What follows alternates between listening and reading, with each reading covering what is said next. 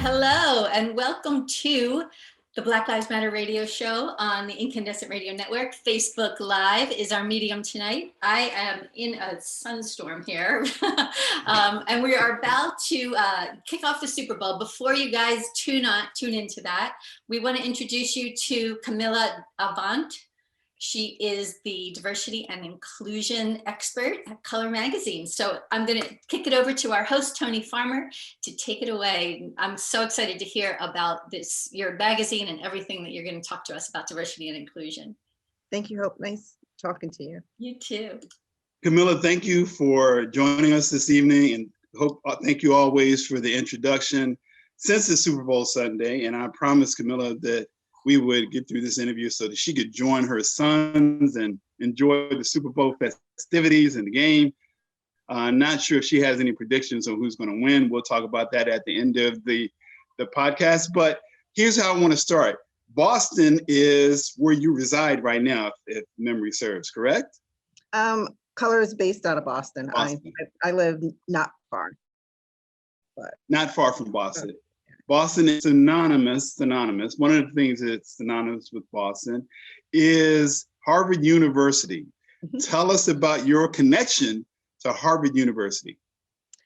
I have been working with the Harvard Medical School Office of Diversity, Inclusion, and Partnerships, Community Partnerships, and they hold an event called Reflection in Action. And their goal is to get urban students, predominantly African Americans, students to consider roles in STEM and healthcare. And the goal is to, have them think about public health, but also hopefully as they engage and make connections with some of the staff and those medical students to consider attending Harvard University's medical school and consider jobs and careers in life sciences and STEM. So tell us a little bit how you got involved in that. It seems like, a lot of my network partners always say, hey, how would, kind of get those warm relationships. And when someone does the ask, you say, sure, just having good people as champion and partners. And so Dr. Sheila Nutt, who leads that program there at Harvard Medical School, she's just dynamic. She's a very big community person. And I've developed a long relationship with her, and that's how I got involved as being part of their board. So, one of the things that I think about when you and I talk, or your name kind of crosses my mind, particularly as relates to some of the initiatives you're involved in, is leadership. And so, part of your background, or the majority of your background, once people start reading your bio, just kind of there's this beacon that flashes in my head: leadership. Talk to us about what it is to be a leader in some of the spaces where you had to work with and be around people that didn't necessarily look like you. Yeah, I don't think anyone, starts out and say, hey, I'm going to be a leader. I think it's something that evolves, and it's as you navigate your career journey, it's something else in your toolkit that you have to build these skills in order to excel and do your be your best. Initially, in my early days, I was a litigation paralegal, and I did that for 12 years for a Fortune 500 company. And that was one of those careers where you do it, or you do it for a while and you get burned out and time to move to somewhere else. So I was kind of on the ladder and decided, okay, it's time for me to reinvent myself and do something differently. So I kind of took a leap of faith and say, hey, I don't know anything about television, but there was a position open and I applied.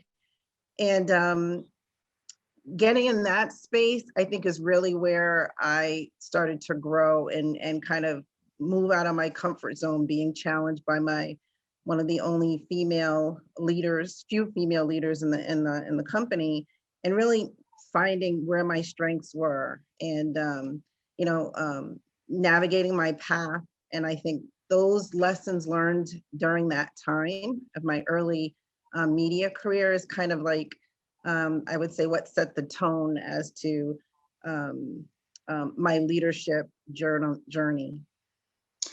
So one of the things that I've noted about you, and every time I talk to you, It's just kind of embedded in your personality. And I love it about you is that you're a very humble person.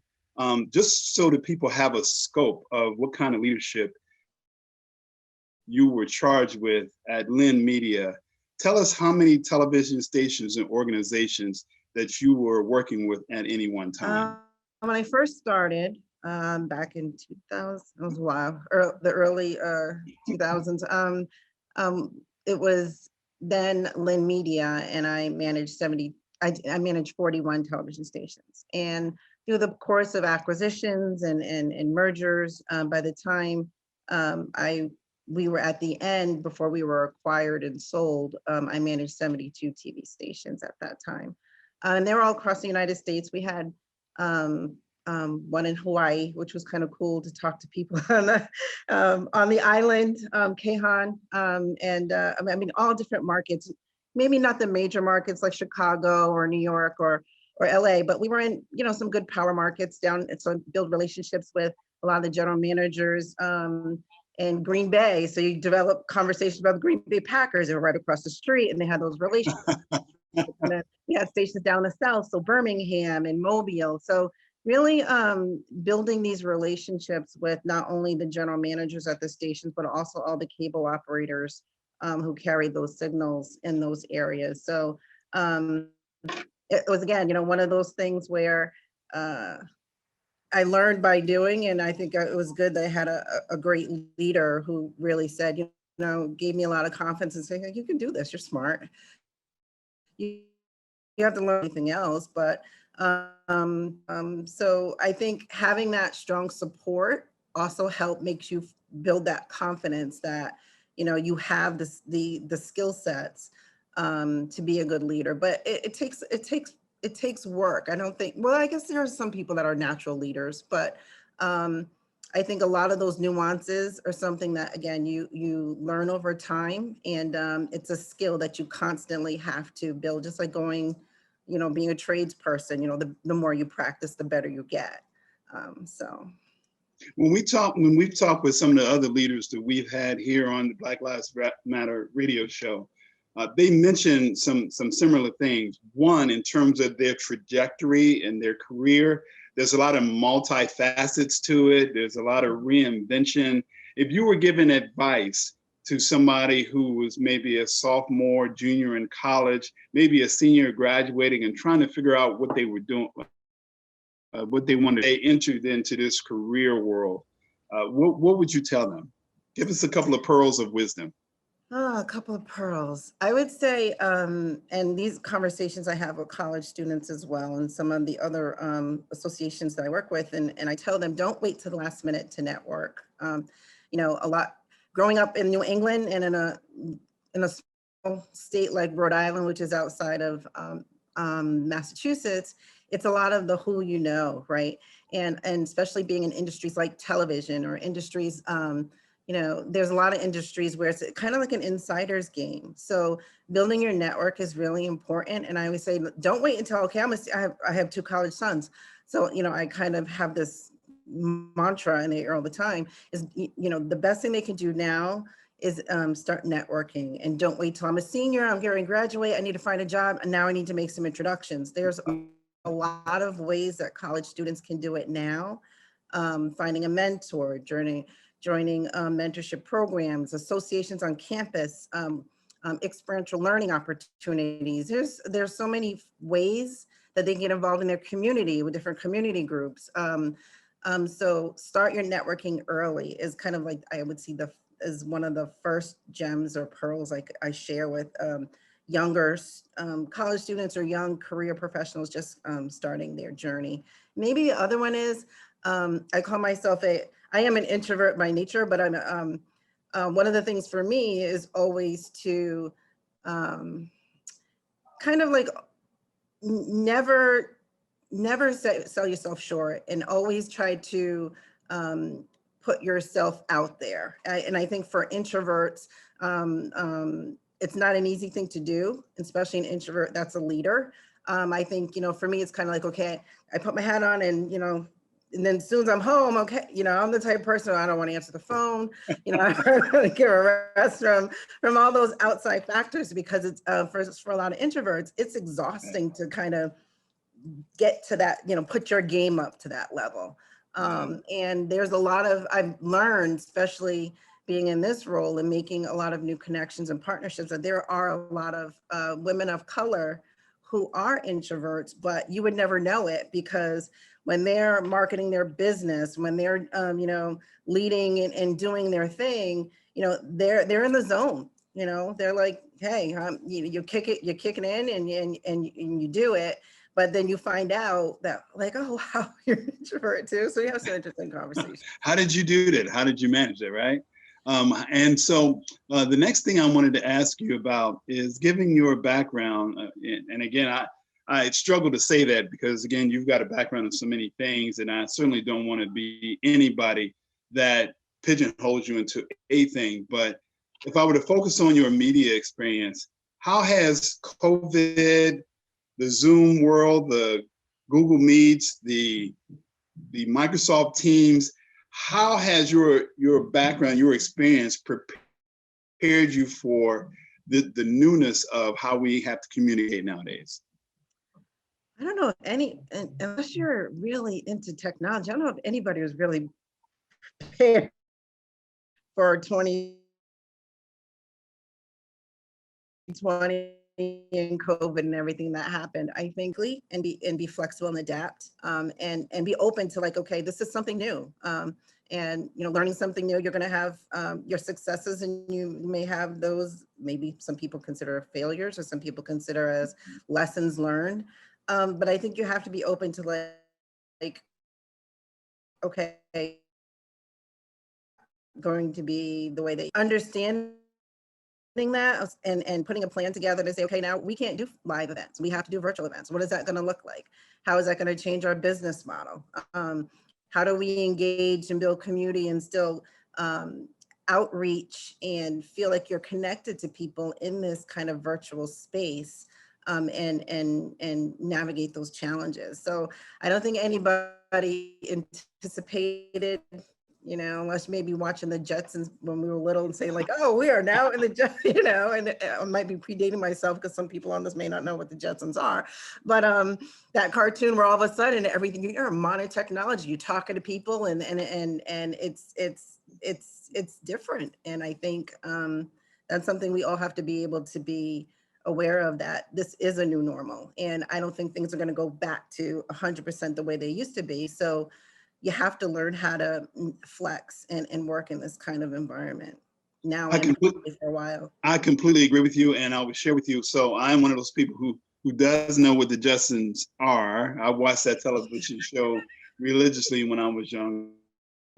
I'm a Star Trek fan, so the imagery of being able to talk into a computer or talking to a screen or have all these fancy gadgets have been lost on me.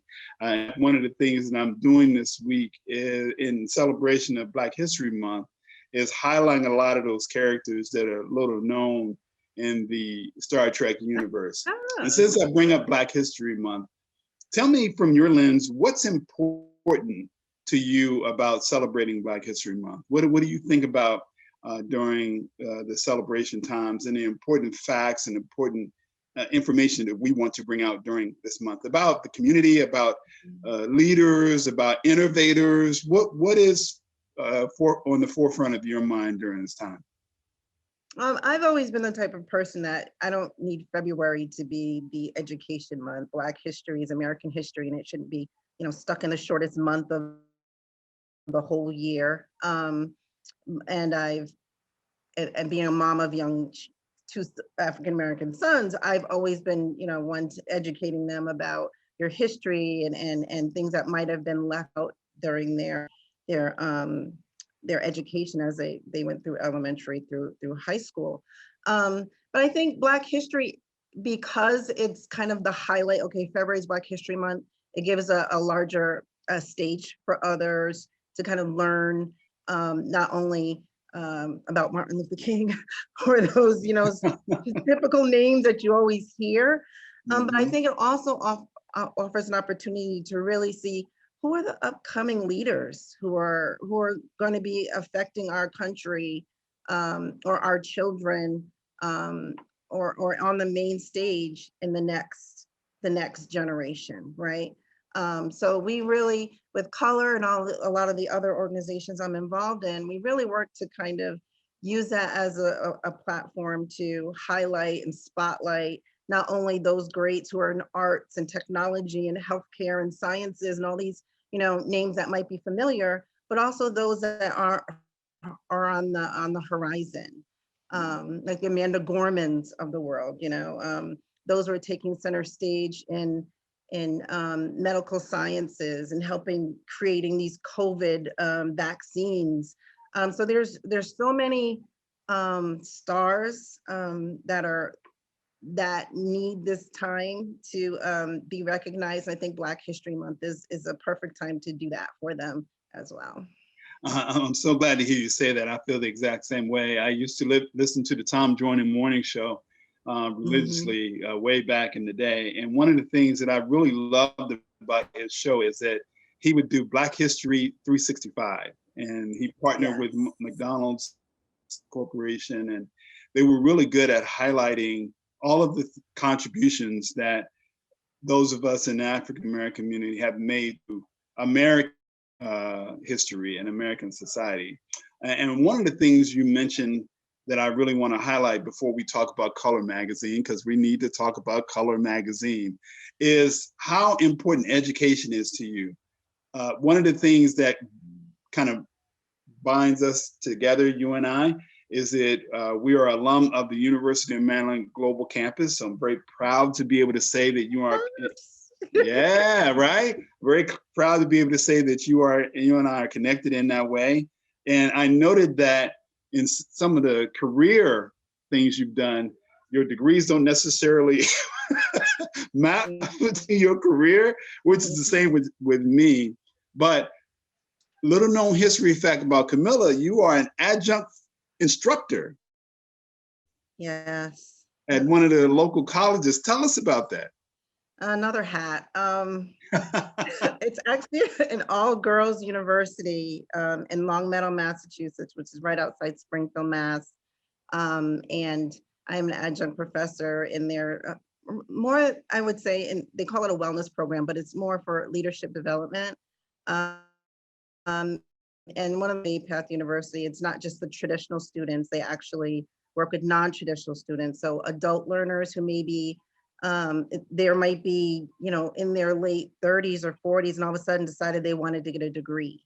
Or they might have started at one point and then had children, went out into the workforce, then all of a sudden said, oh, I need to go back.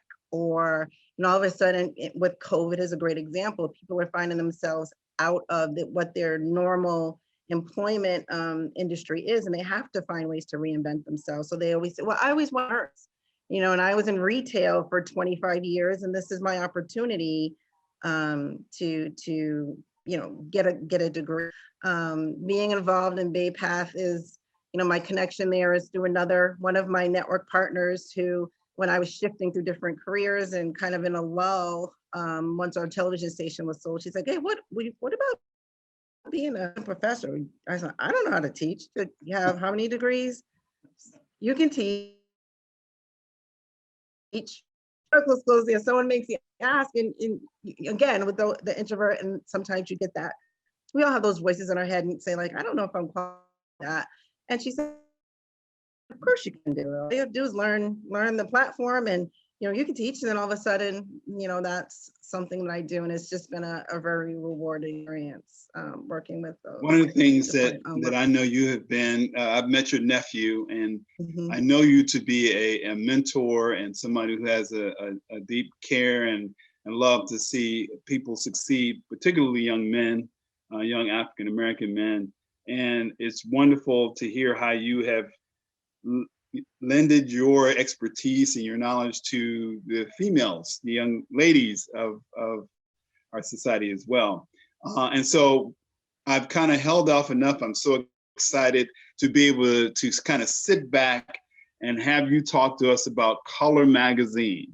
Tell us all about Color Magazine. Tell us how you got involved, and tell us what Color Magazine does, their mission, and how you push that forward on a day-to-day basis. Sure. I've been with Color since June of 2019. And I was familiar with Color while I was in television again. Being a person who I would call myself a skilled networker, I developed a relationship with the entrepreneur and founder of Color Magazine a few years prior to being introduced in the role. And Josefina Vanilla, she's Latina, well-known in Boston. She's a serial entrepreneur. I think right now she's on her sixth business. And so I went to some of the events, the Women of Color Conference in Boston, and just stayed really connected with her because I really love the mission of Color, which is to highlight leaders of color and also empower diverse communities. And it's an online and event-based business that's owned by our parent company, Bridgetower Media. So Josefina at some point decided, she was ready to start another business. And she reached out and said, hey, you want to come up to Boston and meet me for coffee? And I'm like, okay, so you know what? She's like, well, I'm thinking about transitioning out of Color, and I have a couple of people I wanted to talk to, and you're one of them. And she said, being a Latina and creating Color Magazine and leading it over a decade, she said it was time for it to, she thought she brought as much as she could, and she thought it was time for it to have a new leader. And she wanted it to be a person of color, and hopefully let that be an African-American woman. So, and again, sometimes you get that little voice like, I don't know anything about publishing, I'm in television, and so, but I'm like, okay. So never caught me, and, had these conversations with her, and then, ended up going through the interview and onboarding process with our parent company. Color Magazine is the only diversity and inclusion publication under Bridgetower. So we have a niche market of really getting out there into the community, but most important, highlighting those leaders who may not have a stage similar to what we talked about with COVID and these, or I'm sorry, Black History Month, and these gems that, they're in their zone, they're in their silos doing their work. And Color is an opportunity to not only highlight them, but also connect with partners that support the diversity and inclusion mission. So we do a lot around Women of Color conferences, Men of Color conferences. We have a career summit that's coming up shortly. We do Chief Diversity Officer summits as well. Along with COVID, it gives us an opportunity to really touch on those issues that are really impacting our communities right now. Yeah, that's a little bit about Color. I know the impact that these conferences have had. I've actually been able to participate in the Men of Color conference, and I was so honored and humbled to be invited to be a part of that. And glad you were. It was you had some heavy hitters on that during that conference.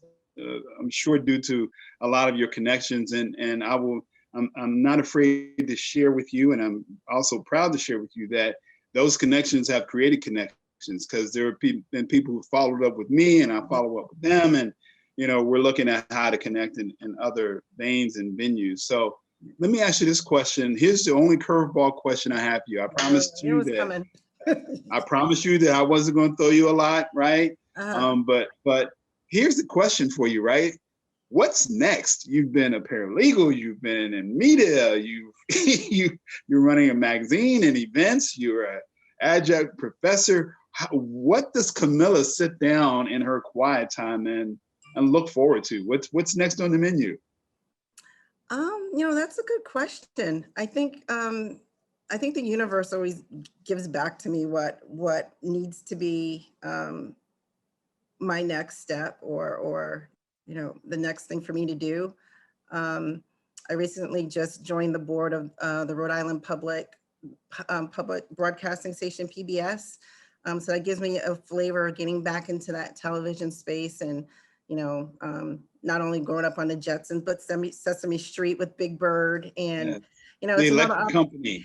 Yeah, and it's another way to community television, I think, has been a big platform traditionally in earlier generations, but I think it might be another opportunity to really get community television more in the DNI space. But I don't know what this, I'm an empty nester. I have 2 college kids. So, people say, oh, how do you have time to do all these things? You're in the links, you're, president of NAMIC, you lead color, you do all these things. I'm like, well, my children are grown, so I have a lot of time, So I don't know what's gonna be next. You'll be one of the next to know. I'll let you know, Tony. Please, because I'd like to be a part of that. One of the things that I'd love to do, and one of the ways this show got started is shortly after George Floyd got killed, Hope contacted me because she, I call Hope an enduring ally. And Hope called me and said, Tony, what in the world? The first thing she said was, how are you? Which I so appreciated. She and I have been friends. In fact, here's a little known fact about Hope and I. Hope and I met the day I decided to go to see the Black Panther. so talk about coincidence and just how the universe kind of connects people. But she called me and she said, hey, I want to do something. I don't know what that is, and a lot of the energy behind the Black Lives Matter radio show came from the conversations that she and I had. And so ever since that, about a year ago now, I have found ways to educate not only Hope, but to use this platform to educate people that may not look like me or look like you, or maybe be in our ethos on a regular basis. And keeping with that, there was something you mentioned that I just want to give pause to, because it's really important to me to make sure we make these connections. You said NAMIC, which is the National Association of Multi-ethnicity and Communication. You also mentioned links. Talk about links. What is links? What do people who don't understand or don't really reside in our community, what is links, and how does links connect to community activism?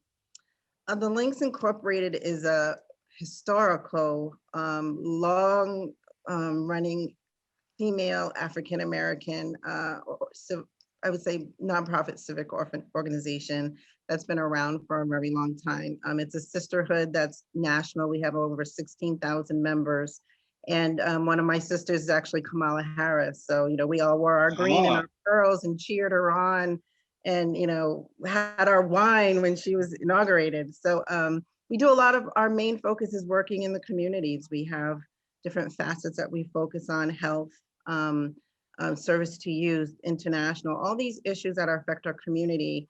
One of the biggest thing, and actually our Lynn sister, Stacey Abrams, was big on the voting drive. So voting was a big platform for us in 2020 around these critical races.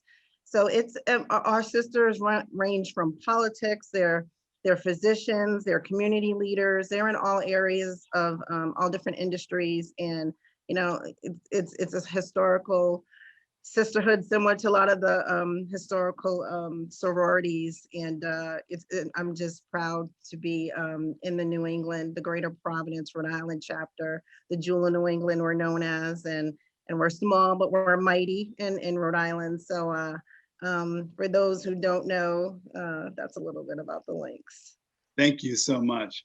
Tradition is with our radio program. Thank you for everybody who's listening to us, and thank you all who are on Facebook Live for making this your pre-Super Bowl show to watch. The tradition on our show is the last question is, or questions, go to Hope. So Hope, over to you. Thank you so much, Tony. And thank you, Kamilah. This is just amazing to have you on here. Your career is fantastic. The one question that I have, Tony did such a beautiful job of what you're doing and what you see your future as. My question is, what did you dream to be when you were a little girl? Oh, I think that's a good question. I think I dreamed to be a teacher. And I think that came from, and it goes back to Tony when he talked about the importance of education. Neither one of my parents graduated from high school. My father never went to high school at all. My mother never finished. So for them, getting a college diploma was a big deal. And, you know, I'm the only one in my family to go to college. So I think for me, I remember sitting when I was a little kid, having these little dolls and playing school, and so being a teacher was a big deal. You know, education, always having that thing in my mind of, you know, connecting and educating, and I didn't happen to go that route, but I hope that in some way when I network and work with other young female entrepreneurs or mentors, that I'm, you know, passing along some of things that I've learned in my life lessons and teaching them some little tips to make their journey a little bit easier. Well, that's so important and so amazing. I love that story because it's so interesting to know what you thought of when you were a kid and how far you've come. So congratulations to you. And thank you so much for being with us for pre-Super Bowl. We know you have 2 teenagers or college age kids to go tend to, feed and watch the game with, and that a storm is coming in Rhode Island. So we don't want to hold you for too much longer. Tony, I'm going to leave the last word to you. Thank you, Hope. Thank you, Tony. So here's my last word. Kamilah, I am so honored to know you, so proud of all of the things that you're doing. I am excited about the next chapters that you are continuously penning in your life.